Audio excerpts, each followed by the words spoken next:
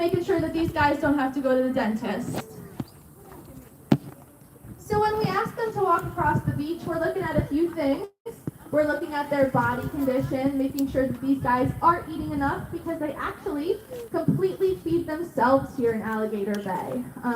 It is actually connected to the Gordon River, which runs right through Naples, which supplies the bay with fish and turtles. We also have the birds, other small mammals like raccoons, and then we have iguanas. And then some of our alligators do enjoy the occasional coconut. So all the chicken, the fish, the biscuits that we provide during training, they're completely supplemental. So when we ask them to walk across the beach, we're getting a nice good look, make sure these guys are eating all the food they need to eat. We can also get a nice good look at their body and see if they have any new cuts, scrapes, bumps, or bruises. Like I said, these guys don't really communicate like us using their words. A lot of the times they will use their mouths. So getting a good look at their body lets us know if we need our vet staff to come out and look at anyone in particular. And then we get to see them walk across the beach, making sure that nobody's limping or anything that we would need to do to take a radiograph of them or something like that. So by simply just using our target and asking them to walk across the beach, we're able to get a pretty good idea at how our animal is doing. Now, as the training goes on behind me, I'm going to take a second to talk about some of my most favorite things to talk about here in Alligator Bay, which are some of the adaptations that allow these animals to survive and thrive not only here in Alligator Bay, but also in their natural environment. Alrighty, I have a question. Does anyone know what a nictitating membrane is? No? Okay, I have another question. Does anyone here wear swim goggles when they go to the pool or when they go to the beach? Yeah, I see a couple head nods. I do too. So these guys, that nictitating membrane is basically like a pair of swim goggles. It is a third eyelid that they have that protects them from getting any sort of dirt or debris in their eyes while they're swimming around, getting some food. These guys also have their nostrils and their eyes sitting right on top of their head. They look a little bit different than us, but having their nostrils and their eyes in that position actually allows these guys to keep their whole entire body under the water while also being able to breathe. This is super important in the winter time because these guys are ectotherms, right? So they need something outside of themselves to provide them with energy and heat, so that's the sun. Now in the wintertime, when the water's a little bit warmer than the air, right, these guys can fully submerge their bodies while just keeping their nostrils out to breathe. Alrighty, another question. Do we think alligators are going to be faster on land or in the water? In the water, you guys got it right. Yeah, in the water. So I don't know if you saw when Brutus was walking a little on the beach or when Scar was walking across the beach there, but that tail makes up about half of their body length. And for someone like Brutus, who's about 12 feet long and about 600 pounds, you can imagine just how heavy that tail is for him to carry around. So when these guys are walking across the beach, they're not moving too quickly. These guys can reach speeds, I believe, of up to 15 to 20 miles an hour on land, which is very quick. But that is not going to be a marathon. That is only going to be a sprint. So they could not keep that speed going for very long. However, in the water, that tail is actually super helpful. It acts kind of like a propeller on a boat, pushing them forward. So these guys can reach speeds of up to 30 miles an hour in the water, and that is a sustained speed. So they can keep that speed going for quite some time. So if you ever do run into an American alligator here in beautiful Southwest Florida, I do recommend that it is on land and not in the water. But with that being said, it is actually illegal here in the state of Florida to feed or entice wildlife of any kind, especially our American alligators.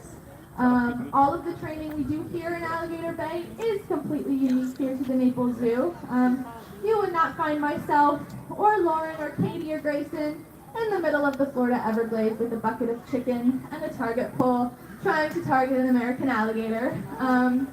So if you guys ever do encounter an alligator, take a picture, take a video, admire their beauty, but please refrain from feeding these guys. I don't know if you could tell from this session alone, but these guys are incredibly intelligent. They can create a relationship between humans and food after being fed just one time, just causing them to lose their innate fear of us and come into spaces where they're not necessarily the safest. Now, what you guys saw there with one of our alligators is actually a pretty cool behavior. So that is one of our female alligators, and you saw Katie walk up and sort of touch the tip of her tail, right? Which is pretty abnormal. We like to keep our hands away from our alligators. But that's exactly why we had 3 people on the beach, and I believe they are training this alligator for a voluntary blood draw behavior, which is a pretty cool behavior that some of our alligators have. Now, before I talk about this, who here likes to go to the doctor and get poked with a needle? Nobody. I don't even like to go when I know it's going to happen. So for these guys, sometimes they don't even know what's going to happen, so that can be a pretty deterring experience.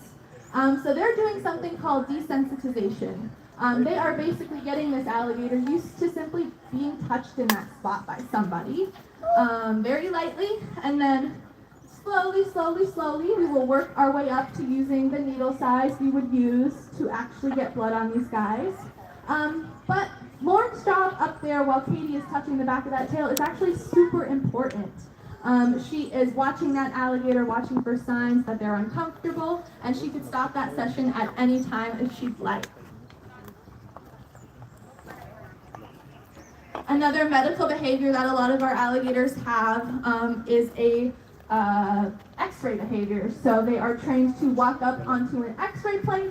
Members of our veterinary staff come out, and we were actually able to get voluntary X-rays without even having to put hands on our alligators, which is super awesome because anytime we have to restrain them for an exam or a procedure or something like that is a time that they're stressed. And here at the zoo, all of this is for making them as stressful as possible.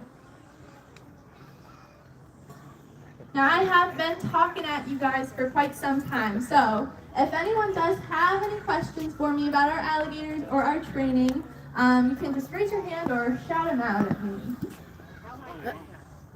How high can they jump? I do not know the answer off the top of my head, but they can get pretty high.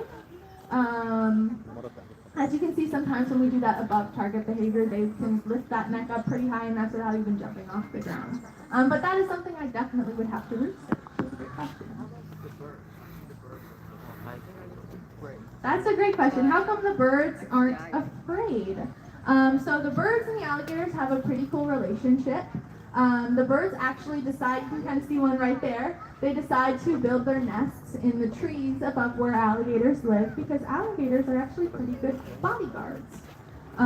These guys, the birds, sometimes nest predators like to get in those, so raccoons, iguanas, and alligators do a pretty good job at catching those guys and having them for lunch. So the birds, they get their nests protected by the alligators, and the alligators get a nice afternoon snack. So they do have a mutually beneficial relationship. But as far as during training, how come they're focused more on the trainers and not on the birds? One of our keepers likes to make the analogy that showing up to training is like ordering yourself a pizza for delivery, and trying to catch one of those birds is like cooking yourself a 5-course meal. It takes a whole lot less energy to show up and participate with our keepers than it does to try to catch one of these birds during the training session. And of course the birds love the beach because sometimes the alligators don't get all their food, so they leave with a nice chicken snack for the day. Just like that. Any more questions? Yeah.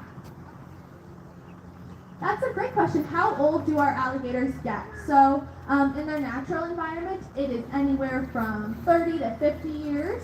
In human care, it can be a little bit longer just because they have vet staff that come and take care of them. So for us, we have a couple of groups. Our younger group is around 30, 35 years old. Our middle group is around that 50-year mark, and then our oldest alligator, his name is Big Red. He's also our largest.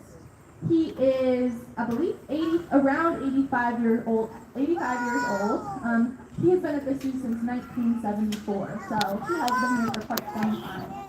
Good question. It looks